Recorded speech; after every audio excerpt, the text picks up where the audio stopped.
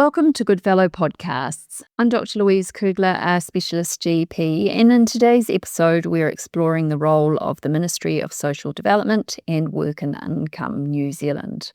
We will look at how the ministry can support individuals, particularly those living with health conditions and disabilities.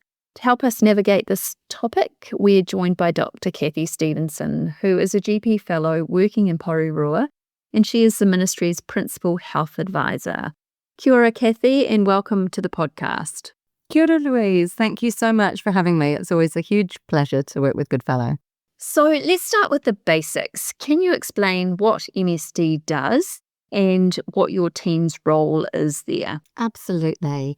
So the ministry is responsible for a huge range of services and supports, and lots of those fall under work and income, which all the listeners will be very familiar with. But the ministry also has other portfolios that include things like emergency housing, study link for students, and superannuation. And I think most people will be aware that work and income can help with low income, unemployment and living expenses, as well as urgent or unexpected costs. But they may be less familiar with the fact that work and income actually does heaps in the employment and training space as well. So our teams around the Motu often assist people into work, and whether that is by upskilling them, or engaging them in training, or connecting them in directly with a suitable employer in their region. And they also work at an individual level to enable people to stay in work once they've secured a role. And we have a free recruitment service for employers where they can advertise their vacancies and find candidates as well. And if we look at the structure of the ministry, when we're talking about the team, it can be a little confusing, but basically in our 11 regions around the Motu, we have what is called sites, and those are our physical premises that clients can visit, and our case managers who work directly with our clients sit in those sites. Now, not everyone will get an individual case manager, but most people will be working with a small number of case managers, and that's really just that there isn't enough resourcing for everyone to have a one-on-one with somebody. Many of our less complicated applications are actually processed directly through what is known as centralised processing. We also have multiple contact centres around the country, and those act as call centres for clients who either can't come in person or choose not to attend in person, and they can deal with pretty much everything with one of our frontline people over the telephone. Now, in each of those 11 regions, the ministry also has what's known as a regional health and disability team, and I'm super fortunate that they're the team I work directly with every day. Now, there are 3 roles in this team, and these are the roles that are directly there to support our primary care colleagues. And the roles are a regional health advisor, regional disability advisor, and a health and disability coordinator. Now, the 2 advisors in each region will have come from a disability or health sector background, and many of them will be clinicians or allied health providers. And their role is to provide expert advice, largely to our frontline, so they will be upskilling, building capability and supporting our case managers when they're working with clients who've got health conditions or disabilities. But they're also there to provide advice and guidance for GPs, nurse practitioners and other primary care team members when they're working with patients who might need our supports and services. Health and disability coordinators in each region are a really key kind of link between primary care services and actually other disability and health organisations as well in the community, and the ministry's supports and services. So they're there to make sure that in your primary care clinic, you know all the bits and pieces that your patients may be eligible for at work and income, to make sure you've got the forms, the leaflets, the links and anything else that you need to make that pathway work smoothly, and also to provide your team with any education they might need or upskilling about what's available for them. If you want to contact the regional health and disability advisors or the health and disability coordinators, their details are available on Health Pathways. We're really lucky. We have got a new work and income health pathway that launched towards the end of 2024, and the regional team's details are available on that pathway. The only thing we ask is please don't share those contact details with any of your patients. There aren't enough of our team to be engaging directly with patients, so they're just there for our health provider colleagues to use whenever they need them. That's a super helpful tip. Thank you, Cathy. So, Cathy, tell us about what we know about the clients that MSD supports. Well, every quarter we publish statistics about our clients, and if anyone is ever interested, those are available on our website. I think they're called benefit snapshots. So the figures I'm giving you now are as at September 2024. So as at that date, 390,000 people around the Motu were receiving a main benefit. And a main benefit is basically the funding that we provide that replaces either all of their income or part of their income. And that equates to 12% of the working age population. Now, of that 390,000, 192,000 of those are on that main benefit because of a short or long-term health condition or disability. So that is the group that GPs and nurse practitioners will be filling work capacity medical certificates in for. We also know that 216,000 people were receiving disability allowance as at September, and that's our funding that helps with their additional health costs, the ones that aren't picked up by health, for example. And in the 3 months leading up to September, 573,000 whānau had required what we term hardship assistance of over $200 million. And hardship assistance is there to fund the kind of one-off, unexpected or emergency costs that can crop up from time to time for lots of families. And that may be as a result of something like a natural disaster. So, for example, the cyclones and flooding, lots and lots of families would have needed to apply for one of our hardship grants. Or it may be some other type of unexpected cost, like an exceptionally large power bill or the only vehicle in the family that has broken down and they need to approach us for funding. We also know that more than 2/3 of those on a main benefit have been on it for over a year. And I think the reason why this is an important figure for listeners is that we know the longer people are on a benefit, the harder it is for people to move from that benefit and back into the workforce. So we're really encouraging GPs and nurse practitioners, when they're doing work capacity certificates, to look at alternatives to signing people off completely.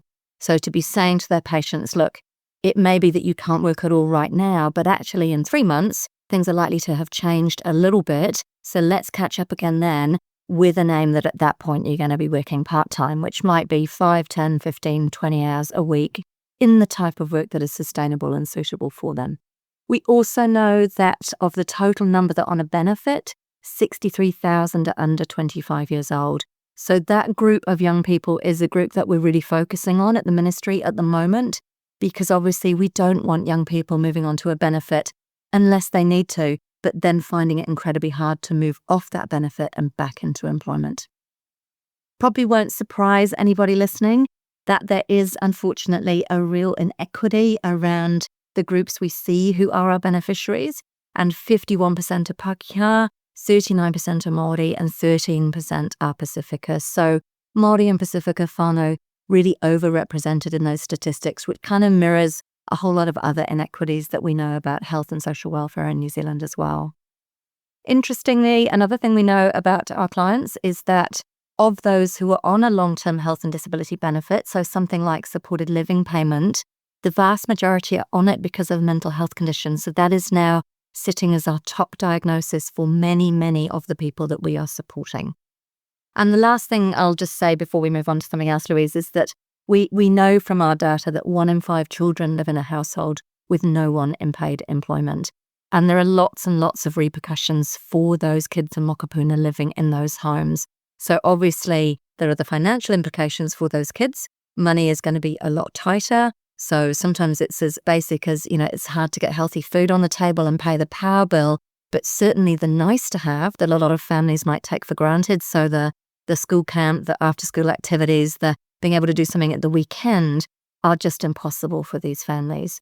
And we know that those kids will grow up in poverty. And unfortunately, there is an increased likelihood of them moving on to a benefit when they're older as well. So really focusing on those households and giving those kids another trajectory for their future, I think is a really important thing that we can do as GPs and nurse practitioners when we're having conversations with our patients.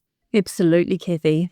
So in your experience, what are some of the main challenges that these clients face when navigating the systems available to them? Well, look, I think it's fair to say MSD is a big organisation, right? And it can be really, really hard and daunting to navigate any big organisation. And I think that's especially difficult for people who are often more vulnerable. So they may not have English as their first language. They may have had negative interactions with the ministry or other government organisations before, clients living with significant health conditions or disabilities. And I think it's often harder as well when you can't be guaranteed that you're going to meet the same person each time you engage. So you may go for your first appointment at Work and Income, meet a case manager, there's some whakawhanauna, you start to trust that person, share your story, and talk to them about the things that you need them to support you with. But the next time you go, that might be a different person. And I think that can be really, really difficult for people. So because of that, we really encourage whānau to bring support people with them if they would like to. I think it can make the process easier. And we also encourage the use of advocates where needed. And GPs can suggest that for patients. So if you've got a patient that's struggling and doesn't quite know how to access what they may be eligible for at Work and Income, they can go online or you can do it on their behalf. And if you look up either Citizens Advice Bureau or I think it's CLA, which is the Community Law Association, there are links there that will show you how to reach local advocates that can support your patients with this process. I think it can also be a little bit confusing to know what you're entitled to through Work and Income as a client. And there's a great tool on our website called Check What You Might Get. And it's super simple, takes about 4 or 5 minutes, and it asks questions around your age, whether you have any health conditions or disabilities, who lives in the household with you, what your rent is, whether you have a mortgage, whether you're in employment, what your income is. And I think it also asks whether you've got any savings or other income streams at all. And then after those questions, it will tell you what you are likely to be entitled to, and it will link you to the application forms. Now, it's not 100% definite. It may tell you you're entitled to something and actually you do the application and it turns out you're not, but it's really accurate. And it's a great way for patients to find out before they apply what they should be applying for. One thing we've been suggesting to primary care teams recently is that we know lots of our clients aren't particularly adept with technology, or they may not have access to the internet. So if you are lucky enough in your practice to have a health coach or a community support worker, this is a really great use of their time to spend 15 minutes with one of your patients, going through this tool with them and then supporting them to do the applications.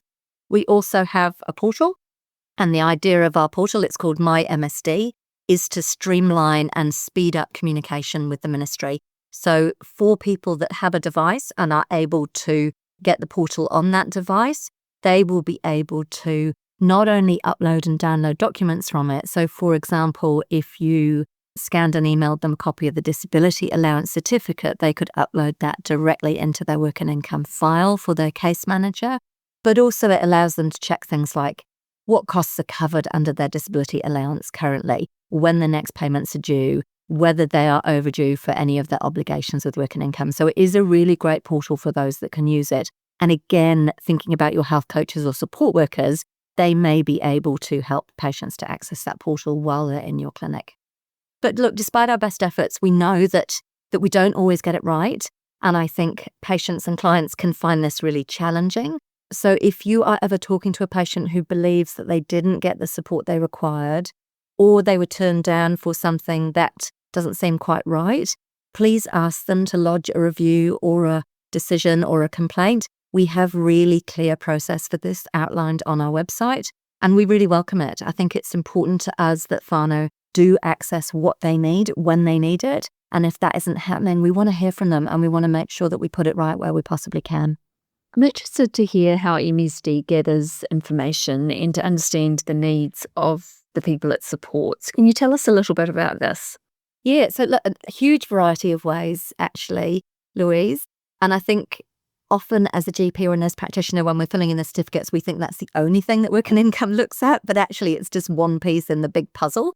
So firstly, the application forms that people fill in, and they contain a lot of detail about people's finances, who's in the whānau, who's in the household, and their employment situations. We then have interviews with our case managers and work services teams. And again, they will pull out a whole lot more information, and that might be information around what kind of employment and roles they've held before, what kind of transferable skills they have got that they could take into another type of employment, what type of role they're really interested in. Are they interested in some training or upskilling in something completely different? And when we look at collecting health and disability related information, we do rely obviously on the medical certificates and additional documentation that come from our health colleagues. So the more information you can put in those, the better. But also our case managers and our employment coordinators will be getting some of that information as well. In terms of the information we get through the certificates that you'll all be filling in, we are able to support your patients better if we've got more information about what is going on for them. So things like what treatments you've already trialed, what other treatments you might be considering. And that's important because actually we may be able to fund some of those treatments through disability allowance, for example, and how you think work and income can support your patient. That information is really crucial to enable us to put that patient or client on the right pathway towards employment. I think it's also important to just remind listeners that when you're completing a certificate and providing us with this information, you're not determining eligibility to a benefit. That's work and income's job, and that's what our frontline case managers do. All you're doing is giving us information about the health condition or disability that they've got and how it impacts on them. You might also be giving us information about particular supports and funding that they might benefit from, but you're not determining whether or not they are actually going to get that benefit or fund. And I think the reason to stress that is sometimes patients are under the misunderstanding that it's all down to the certificate. And I've had patients say to me before, oh, if you don't sign this, I'm not going to get this money, or I'm not going to be able to access this fund. And it can be really powerful as a provider to say to your patient, actually, I have to put down on this form what my opinion is. Legally, and according to the Medical Council and the Nursing Council, I have to give my objective opinion. And that's what I'm doing now. If you don't agree with the opinion, we can organise a second opinion, and I can talk to you about that in a moment, how we will do that. But MSD just take this into account with a whole lot of information they hold about you. So mine is certainly not the final decision. And I think sometimes that can take the heat out of that interaction with your patient, and it can enable you to feel a little bit less pressured or coerced, which I know does happen from time to time. Yes, absolutely, it does happen. So that's really good to know that we're not the final person to make the decision. Thank you for clarifying that point, Cathy. So one of the main reasons I wanted to have this conversation today was to better understand the specific kinds of support that MSD offers individuals with health conditions and disabilities. So I wonder if you could walk us through some of the main benefits available, please. Absolutely. It's a little bit complicated to do this on podcast because I normally have this on slides, but try and visualize kind of a triangle or an iceberg with the biggest bit at the bottom, and there's kind of 3 layers going up. And if we think about the largest layer at the bottom, that is where our main benefits sit. And our main benefits are there to provide financial support for people who aren't working full-time and have either no income or low income. And they may not be working either because they can't, so they've got a health condition or disability that prevents them from doing so, or because they haven't managed to find or secure full-time employment. So these benefits that sit at the bottom include job seeker support, supported living payment, superannuation, sole parent support, and there's a couple of others as well. Now, the ones that our listeners will be familiar with will be the job seeker support and supported living payment, because those are the ones that you provide us the work capacity medical certificates for. So the middle layer of this triangle or iceberg is what we term additional support. And this is financial support that can be accessed in addition to a main benefit. So it's kind of on top of somebody's income or benefit. And that includes things like disability allowance that you'll all be familiar with, accommodation supplement, which is a donation or some funding towards people's rent or mortgage payments, winter energy payment, which is to help with the cost of heating and things over the cold months, and child disability allowance as well sits in that middle group. And then the top part of that triangle is what we've already kind of alluded to, these one-off payments known as emergency or hardship grants. And these are the payments that are reserved for unplanned or emergency expenses. And we term those either recoverable or non-recoverable, which means we either will expect a client to pay that amount back at a very low rate. We may take it out of their benefit at $2 or $3 a week, or non-recoverable, which means that that is given to that whānau directly, and we don't expect that to be paid back over time. So that's a kind of brief overview of what our kind of main benefits and supports look like.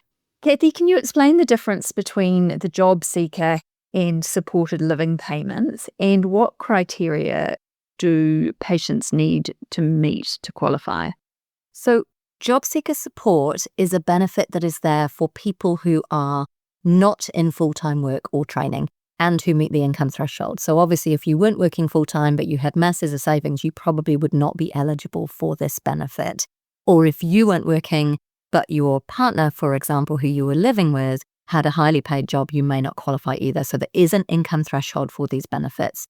And there are two types of job seeker support. So there's kind of standard job seeker support, and this used to be referred to as unemployment benefit. And that is when people are not working, but there's no health condition or disability underlying the reason why they're not working. The other type is job seeker support with a medical deferral. It's also sometimes referred to as job seeker support, health condition, injury, or disability.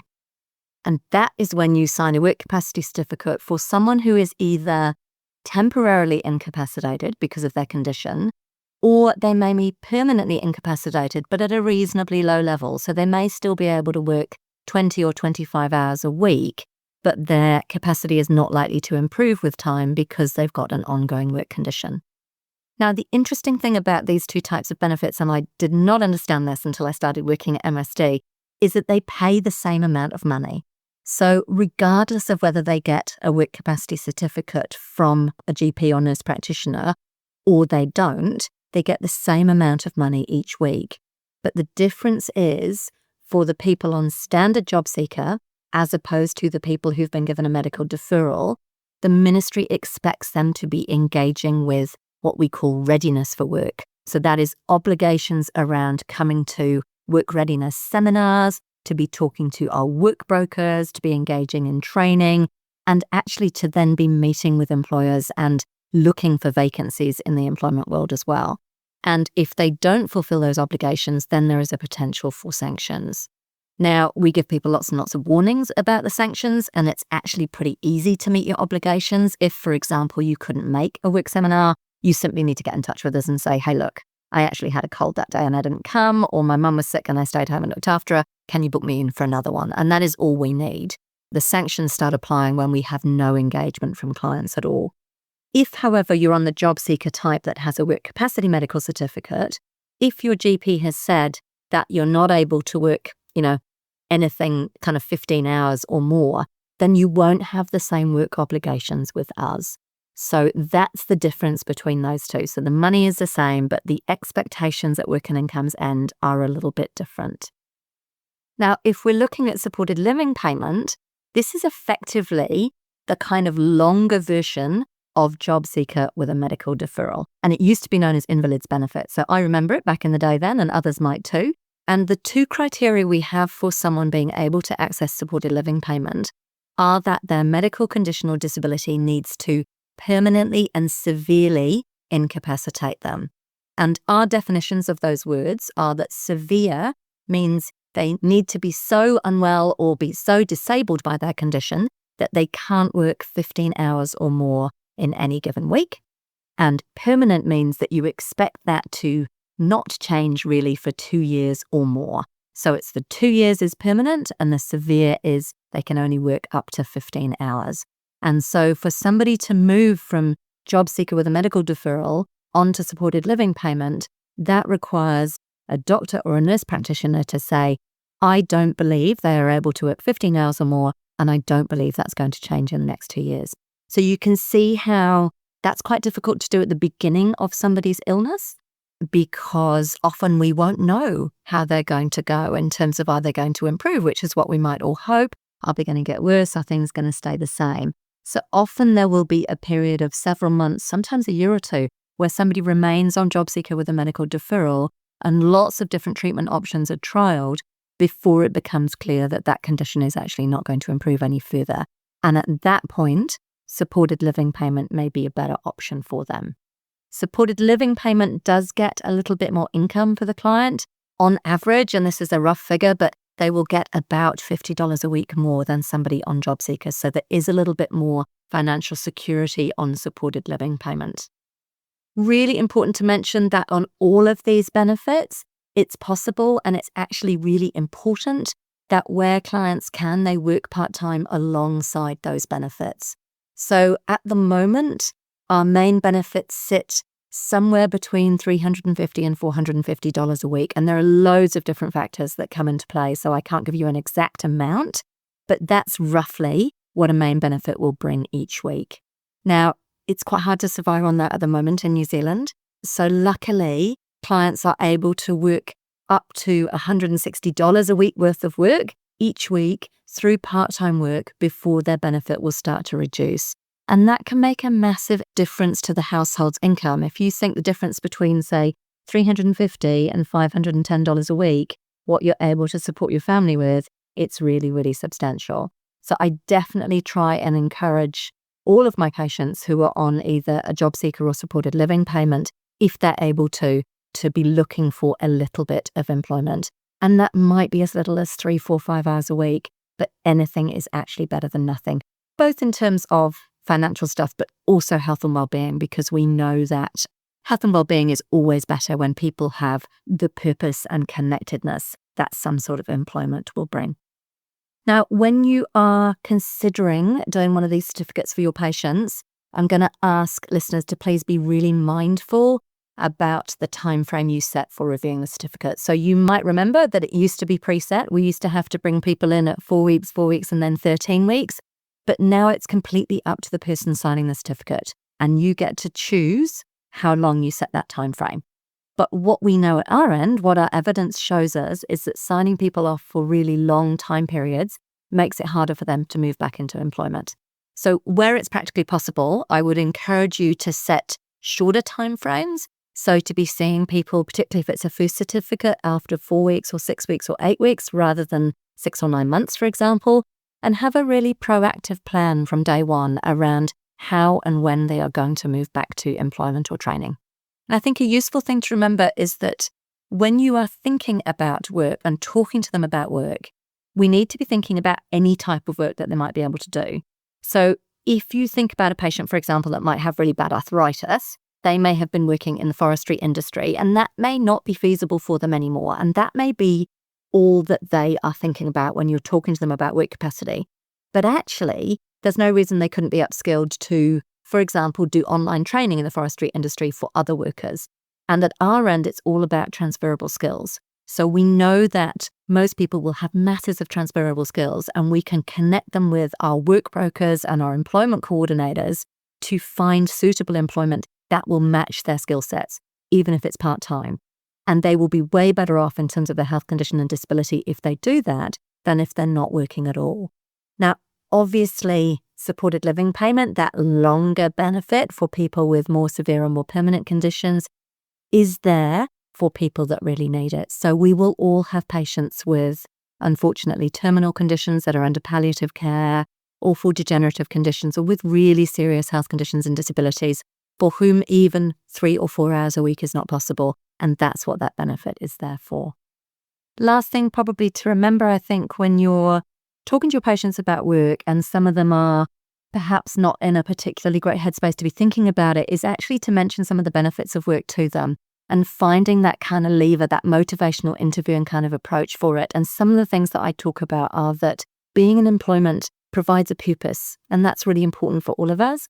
It can give a structure to the day. That means you may be getting out of bed earlier, you may be a bit more physically active, you might be leaving the house, and all of those will obviously help physical health conditions, but would also prevent your mental health getting worse as well. You remain connected to people if you're in employment, and that's absolutely one of those important po in Te Wharata Whā, for example, as a wellbeing model, let alone the financial benefits. So trying to think of work as a positive health intervention and build it into every treatment plan that you discuss with your patients is one of the most positive and most important things I think that we can do as health providers, actually. Thank you, Cathy. Now, thinking about the disability allowance is a critical support for many people. How is this allowance assessed, and what does it typically cover? Yes, disability allowance is an awesome fund, Louise, and I suspect that it's actually underutilised. And certainly I think there are a lot of GPs and nurse practitioners that I meet with who don't know that children can access disability allowance, and also don't know that people over 65 can. So a tip I would suggest for listeners today is, in your spare time, I'm saying that tongue in cheek, but There may be someone in your clinic, for example, that has got some time to do this. So it might be someone through the PHO, it might be a student on a summer internship, or it might be a HIP or a health coach. But trying to query build and identify your patients who might be eligible for disability allowance and aren't getting it is a really, really great thing you can do for your community. So disability allowance is means tested, which means that if you're on a high income, you're not going to be eligible for it. But nearly everyone who is certainly on a benefit, people will be eligible for this, but also people at the community service card level as well. And that's usually quite easy to identify on your patient management system. So it's means tested, and it's a weekly payment that goes towards the annual health costs that someone will incur as a result of their health condition or disability. Now, the criteria for us are that the health condition needs to be ongoing. So you need to expect, when you're signing the certificate, you need to say that you expect that condition to last longer than 6 months. Now, we have a really broad definition of disability for disability allowance, so it encompasses basically everything that you can think of. So physical, psychological, intellectual, sensory, mental health, everything can come under that umbrella term. Now, the way we calculate disability allowance is it caps at $78.60 a week. Now, that is 2024 figures, so that gets renewed and kind of uplifted each year. And the costs each week need to come in under that, except in some occasions where we may give a proportion of the cost that goes over that $78.60 a week. But in general, just keep in mind that it caps out at $78.60 a week. And the way we calculate it is we look at all the ongoing costs that someone has directly related to their health condition and disability over a year, and then we divide it up into weekly payments. So if, for example, someone was seeing a psychologist once a month and it cost $150, we would do $150 times 12 and then divide it into 52 weeks, and that's the level they would get each week. Now, to qualify for the costs need to be ongoing, and that's really important. So the cost can't be one-off. So for example, we might consider funding somebody who has ADHD with coaching. ADHD coaching we know now is really important for people with ADHD because that would be an ongoing cost for them. But we can't fund the assessment to get the diagnosis in the first place because that is a one-off cost. So that's the difference at our end, is they need to be ongoing rather than one-off. We can cover all sorts of costs. I'll give you a quick run through in a second. And there is a list on our website and also on Health Pathways as well. So if you're not quite sure if something could be included or not, have a quick look there or put it down and we will let you know if your patient isn't eligible for it. We also need proof of cost from the client, but don't panic. I used to think that perhaps this meant we needed to know the cost of their bus fare to get to us or whatever it is that they're claiming. We don't. That's the client's responsibility to provide us with that. And we will accept either receipts, invoices or quotes. So for example, if someone is looking at getting their lawns done every 3 or 4 weeks because they've got a physical disability that makes that difficult for them, then a quote will be fine for that. We're not expecting somebody to have paid that upfront and then be trying to claim it back from us.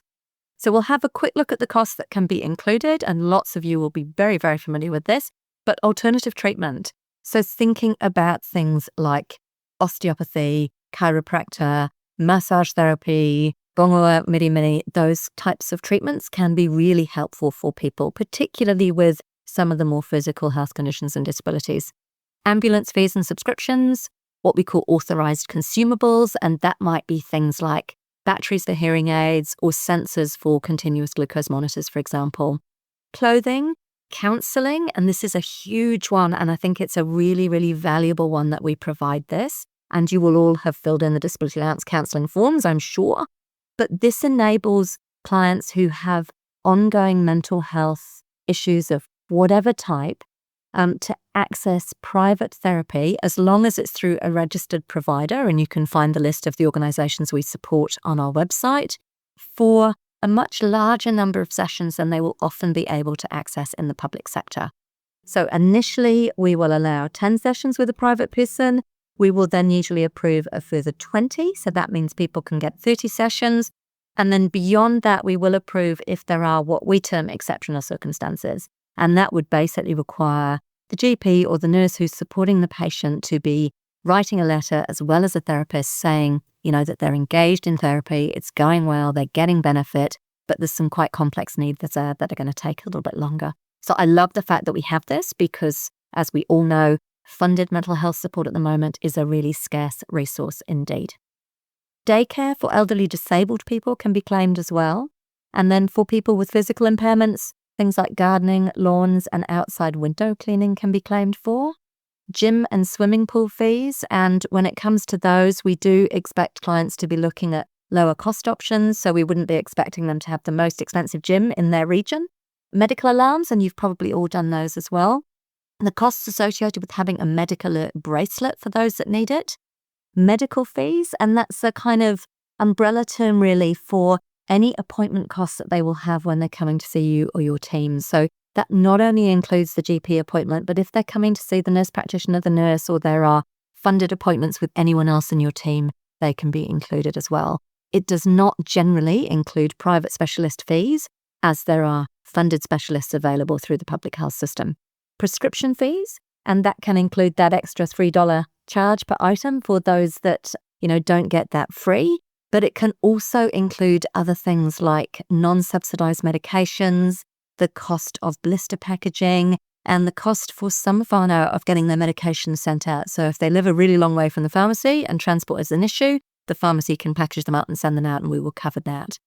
It can cover rental equipment if it's related to the health condition or disability, residential care services and rest home costs for a private paying patient, special foods, and we've got some particular guidance around this that will be available on Pathways as well, but it does need to be supervised by a dietitian, so it can't just be your patient telling you what they think they should have as their diet. We do need to have a dietitian involved, and you could consider putting the dietitian costs under disability allowance as well. And occasionally we will pay for telephone costs, but again, there's quite rigorous kind of rules around that one. And then travel to things like counselling appointments, or to come and see you or one of your team, or travel to the hospital if they're seeing a specialist team at the hospital as well. And then the last thing we can put under disability allowance is what we call vitamins, supplements, herbal remedies, and minerals. So those are in general the non-prescribed things that patients may be taking to support their health condition. I thought we might just take a quick 2 seconds, Louise, looking in a bit more detail at non-subsidised medications, because this is something we get a lot of applications for. And it's just to let GPs and nurse practitioners know that if you are supporting a non-subsidised medication for your patient, and examples might be melatonin, empagliflozin, some of the new weight loss and diabetes medications, Cerazette, for example, our wording means that we need to ensure that the suitable funded alternatives have all been trialled first. So we need a letter from you. The disability allowance certificate is not enough for a non-subsidised medication. And that's why possibly we've been irking some of you coming back for extra information. But we do need to know that all the suitable funded alternatives have been trialled. So if you can just send a 3 or 4 sentence letter with the application saying, I've just seen Mrs. Smith, for example, we've trialled promethazine for sleep, we've done sleep hygiene, we've engaged her with the HIP or the health coach, and her sleep is not getting better. Obviously, we want to avoid benzodiazepines or anything that's addictive, and I would really support her trialling melatonin for 6 months, for example. Could you support this? Then we will accept that as a cost under disability allowance. But without that letter, we'll probably be coming back to you. And I think in terms of disability allowance, that's probably all that is relevant at this stage, Louise. I think we might talk a little bit later on about medical alarms, which is another area that GPs utilise a lot. Cathy, can we just touch on families with children who have disabilities? Tell us about the Child Disability Allowance and how it can assist these families. Absolutely. Now, confusingly, we have labelled this extra fund a Child Disability Allowance, which kind of implies that it's a paediatric version of the disability allowance, but it's actually a completely different and completely separate fund. So please remember that if you have got children in your practice with significant disabilities and ongoing health conditions, they may be eligible for disability allowance for the health costs associated with that condition, but they may also be eligible for child disability allowance. So it actually means they can get 2 different funding streams from us. And there's research going on at the ministry at the moment looking at the actual costs associated with having a health condition or a disability, and they're really, really substantial. So trying to make sure that all of the whānau in your community that would be eligible for these are accessing them is a really, really important thing to do as a practice. So if we look at child disability allowance, it's one of our only funding streams that isn't means tested. So that means that any family that qualifies can get this payment. And as at 2024, it sits at $59.23 a week. So can be really, really useful actually for a family who might be on a lower middle income. That's actually an important amount to be coming in to support the health of that farmer. Now, to qualify, the child needs to have a serious health condition or disability. And that means that they need to require substantially more care and attention than another child of the same age and stage who doesn't have that condition. And again, here we have a really broad definition of disability. So it includes physical, sensory, mental health, intellectual or developmental disability, as well as chronic medical conditions. And as the person signing the certificate, you get to decide when this allowance should be reviewed, and you can put down 1 to 5 years or never. Now, the reason we ask you to do that is that there will be some conditions that will never change, and the amount of care and attention, and that's what child disability allowance is recognising, it goes to the caregiver or parent in recognition of the extra care and attention that the child requires, but that amount of care and attention may change as the child gets older, but it may not. So if the condition is going to stay exactly the same, then they may require the same amount of care and attention at 16 as they did at 2. But for lots of conditions like diabetes, asthma, celiac disease, for example, children will learn how to independently manage that as they get older, and therefore the care and supervision required from their parent and caregiver will get much less. So there will become a point where actually they don't qualify for child disability allowance anymore. So we do get you to think about it and put on that time frame when you think that is likely to happen, when they're going to be able to self-manage and become more independent with their disability or health condition. Cathy, many carers also face financial stress. So I wonder if you can explain, please, how the supported living payments for carers work and who qualifies for this payment. Absolutely. And look, this is a great benefit for whānau who are living with disabilities or significant health conditions and require care. And it really enables people to stay at home when they would otherwise require residential level care. And we define that as kind of a rest home level care or living in a residential disability facility or hospital level care. So if a client is at that level, they can nominate a whānau member, a friend or a neighbour to provide care for them. And that person they nominate will receive the supported living payment, which is that kind of benefit that the client will be getting as well, the severe and permanent benefit, as well as the client getting that benefit. So they will both get that same amount of money. Now, the caregiver cannot be a partner, and I'm always asked about this, and that is because when we determine how much financial support a client is going to get, their partner is already taken into account in that calculation. So they will be getting more money if their partner is at home with them already. So it would effectively be kind of double dipping. So it can be anyone else, but it can't be a partner. And the caregiver needs to be at least 18 years old. And we state that they need to be available to provide 24-hour care. Now, that does not mean at all that they are expected to provide 24-hour care, or that they even actually need to live in the same household as the client. They just need to be available when required. So, for example, if it was a grown-up grandchild supporting a grandparent, they could live nearby, they could be studying or working part-time, but if the grandparent had a fall or wanted some support making meals with medication, company, help getting up to go to the toilet, driving to health appointments, that kind of thing, that's the expectation of the carer. And many of our carers do actually study or work part-time alongside this benefit. Now, I think it's important to point out that as people who will be signing these certificates, you need to be the GP or nurse practitioner for the person being cared for. And at the ministry, because we're not employing carers, this is actually a benefit. We don't vet or have compulsory training for our caregivers at all. So it is really worth checking with your patient that they are happy to be cared for by that person, because there is potential for this to be abused. So if I'm ever doing this benefit, I do always check in with my patient on their own and say, hey, look, you've come in with your nephew, you've asked me to fill this in. I just want to make sure that this feels like the right arrangement for you. And if it does, I will happily support it.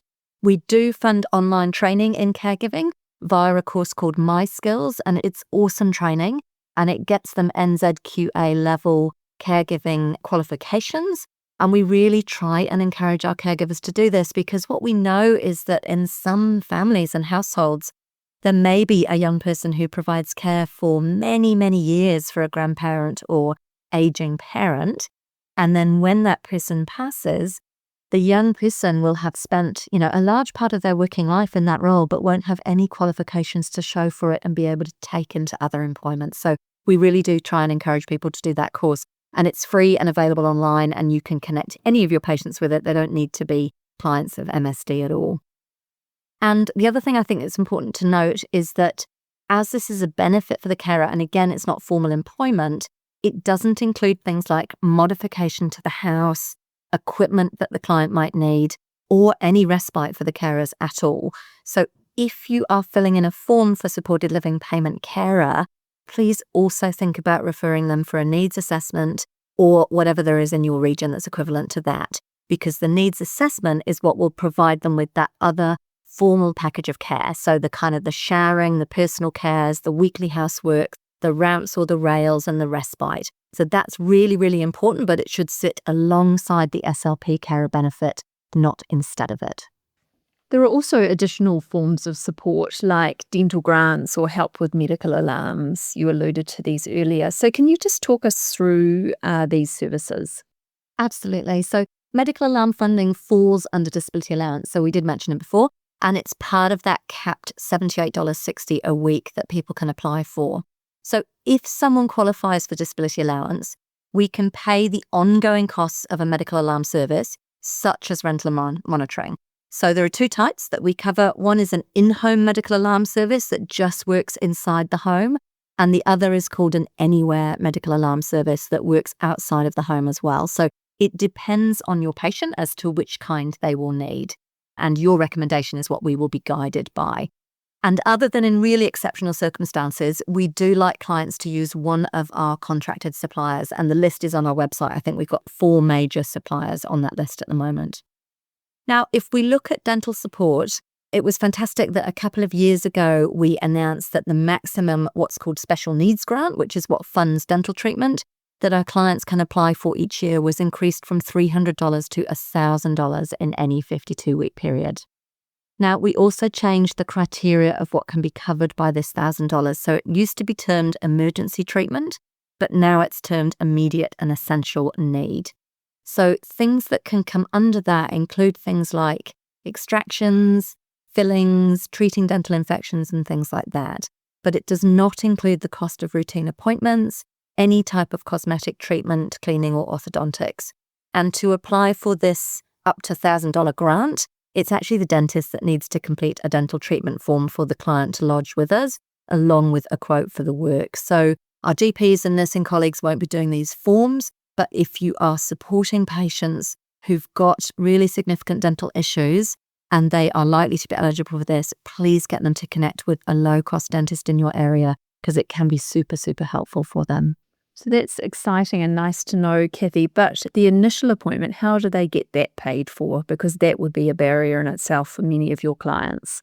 Yes, I think if they are going because they're needing that immediate and essential treatment, Louise, that initial appointment will be covered. It's if it's a routine checkup that it won't be covered for then. Understood. Great. Thank you for clarifying. So some patients, despite their health conditions or disabilities, may be ready and able to work. What pathways do MSD provide to help these individuals find employment? You talked about some patients, but I actually think that the evidence that we have shows that some work is possible and really beneficial for most people. So not just some, but most people living with health conditions and disabilities. And for lots of them, of course, this is not going to be full-time work, but it might initially be a few hours a week, either in a training role or volunteering. And that's something I connect lots of my patients in with local agencies to do some volunteering if they're feeling nervous about re-entering the workforce. And then as confidence and skills build, often a bit more work is possible and sustainable, and that's our goal for many clients. We really want people to reach independence financially and to sustain employment in spite of their health issues. We know that work has got so many benefits for mental and physical health, as well as the kind of financial, whānau, and community benefits that we've already talked about. So the first and most important thing I think that we can do is to have a korero with people about work. So find out what they like to do, what their strengths are, what's transferable skills that they might be able to bring to a role from previous occupations, or even things like, I think back to when my 3 kids were young. I developed so many skills during that time that, I would have been able to use in other professions had I chosen to do that. But we can only have that conversation with these people if we know who they are. And that's where GPs and nurse practitioners and our primary care teams play a massive role. So if you sign a medical certificate saying that the patient can't work for the next 2 years or has only got capacity for a tiny number of hours per week, then we actually can't engage that person in a conversation about work or training.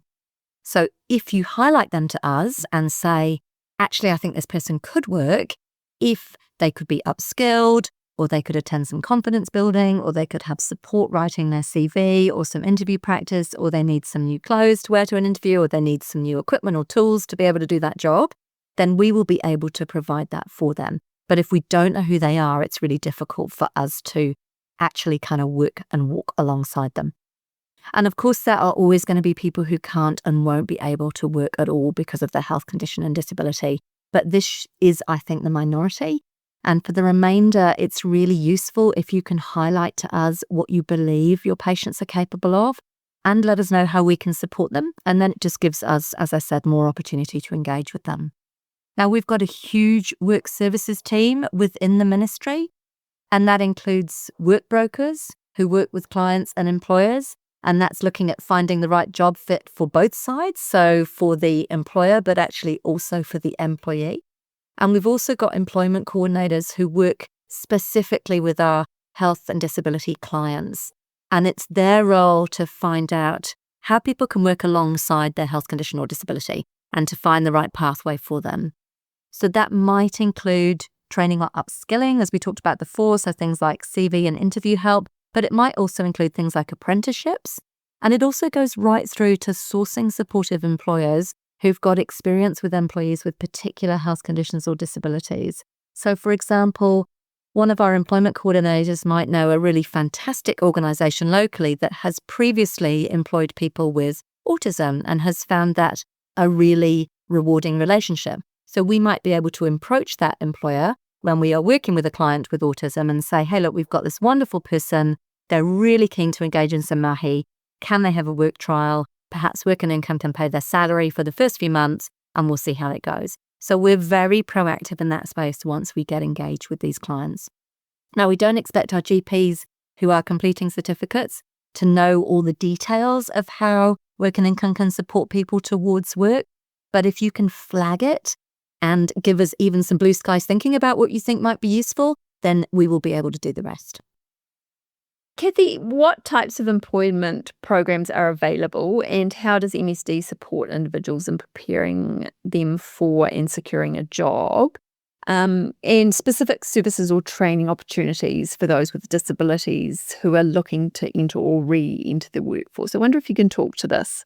Absolutely. So look, there's heaps of employment programs and there's too many, I think, to mention on the podcast, Louise, but you will be able to find more details on the health pathways. And MSD contracts service providers at 2 different levels. So we have a national level, and that means that those providers will be offering their services around the country to Work and Income clients, but we also contract at a regional level, and that depends on the particular needs of the community and region that you're in. So that means you might hear about a particular program or scheme that's available in some parts of the Motu, but not where you're working. Now, some of the nationally available funding streams include things like FlexiWage, which provides a portion of your wages whilst you upskill in a particular role and ensures ongoing employment, training incentive allowances, which can provide financial support for things like equipment, fees and things to enable you to take part, for example, in a short-term training course, and a support fund.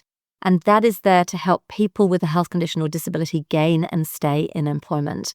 So support funds cover some of the really practical things that might be barriers, and that might be things like modifications to the workplace, specific equipment such as a braille reader or a particular type of desk or chair, the presence of a support person, parking, transport, or job coaching, for example. Now, you don't need to remember all of this detail, but just keep in the back of your mind that we've got multiple options and there will be something that will be a good fit for most of your patients' needs. Wonder if we could shift the focus a little bit now onto how GPs, nurse practitioners, and other health practitioners and professionals can collaborate with MSD. What sort of support can MSD provide to us in helping patients access the services?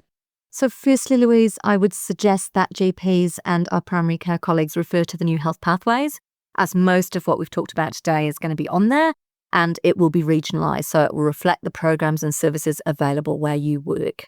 The next port of call is our amazing regional health and disability team that I talked about at the beginning. So they are there to directly discuss patient queries with you if needed and can point you and your patient in the right direction. Now, they can't lodge applications as that needs to be done by frontline case managers, but they are a really invaluable source of knowledge, especially for your more complex patients. And because they've got that clinical and disability background, they get your work as well. You can reach the Regional Health and Disability team by emailing, texting, or phoning them, and their contact details are on Health Pathways. In terms of finding out what your patients may be eligible for, use that super simple tool we talked about before, the Check What You Might Get, which is available online, and also consider, using the My MSD portal for your patients that have got access to technology and are able to use it, because it's a really easy way for them to upload their documents and for them to be able to tell you what's covered by things like disability allowance and stuff already. Cathy, what is the process for a GP or nurse practitioner or one of our colleagues to refer a patient to MSD for support around training or employment? And do you have any tips or tricks to make this process smoother for all of us involved? Yes, the best way to do this is to highlight on the work capacity certificate that you would like some sort of employment or training support for your patient. And this will flag it to our team, who can then connect the person in with the right service or organisation. Now, if it doesn't happen, you can always follow up directly with the Regional Health and Disability team, who will be able to look at the client's notes and figure out why it's perhaps fallen through the gaps. I would suggest that you don't ring the 0800 MSD number. That is for clients, and you may find that you wait quite a long time to do that. So either putting it on the certificate and putting it in bold, making it stand out if you possibly can, or sending a quick note or message to our team to say, hey, look, I'm working with this patient and I think they need something extra. Can you just have a look and flag it with the case manager? That's probably the smoothest way for that to happen. So before we wrap up today, is there anything else you'd like our listeners, especially healthcare professionals, to know about MSD and how they can work with you better to support their patients? Yes, I think a couple of things which we've briefly mentioned but not really talked about. One is that we have got a great second opinion process, and that is in existence for your patients and you to use if you need it. And you can request this process as a box on the medical certificate, or again by contacting the Regional Health and Disability team directly. And this process is great if you're feeling compromised in any way. So if you're feeling pressured or coerced, or you feel like that you need to put down your opinion, but it isn't matching with your patient's expectations. Now, Work and Income will book an extended appointment with one of our designated health practitioners around the country, and they do this work for us, and all the costs are covered by us. And the designated health practitioner will have a longer appointment, and they'll just be focusing on the health conditions that are relevant to the work capacity. And they will send us a report outlining their opinion around work capacity and what other supports they think could be put in place for your patient, and we will get a copy of that report to you as well.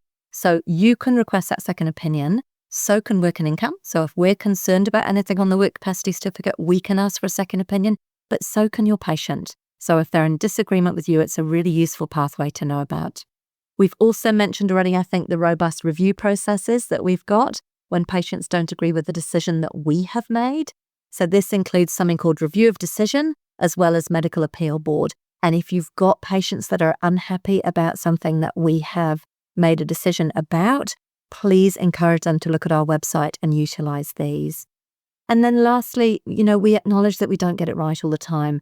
And despite our best efforts, we've got an amazing team of people working really hard around the country, and they've got great hearts, but they won't always get it right. So please get your patients to engage with advocates, or bring a support person, or you advocate on their behalf if you've got the time and capacity to do that. It's really helpful for them and for us. Thank you, Cathy, for sharing your knowledge with us today. To conclude our podcast, some take-home messages for our listeners, please. Absolutely. So firstly, I think please consider employment as a positive health intervention. It's so powerful and ideally would be part of every treatment plan for whom it's appropriate. Secondly, don't forget to connect with your regional health and disability team. They're awesome. They're there to support you and your mahi and to help ensure that your patients get the help that they need. And lastly, don't forget disability allowance and child disability allowance funding pathways. I think they can be really invaluable for whānau and can support them to better manage their health conditions. And if you need more information about those or our other benefits and funds or the contact details for your local team, please visit your Community Health Pathways or the Health Practitioners section of the Work and Income website. Thank you. You're right, Cathy. If you're a New Zealand GP and would like to claim CPD points, our podcasts are eligible, so please log them. You'll also find some resources on our website, goodfellowunit.org. Thank you for listening.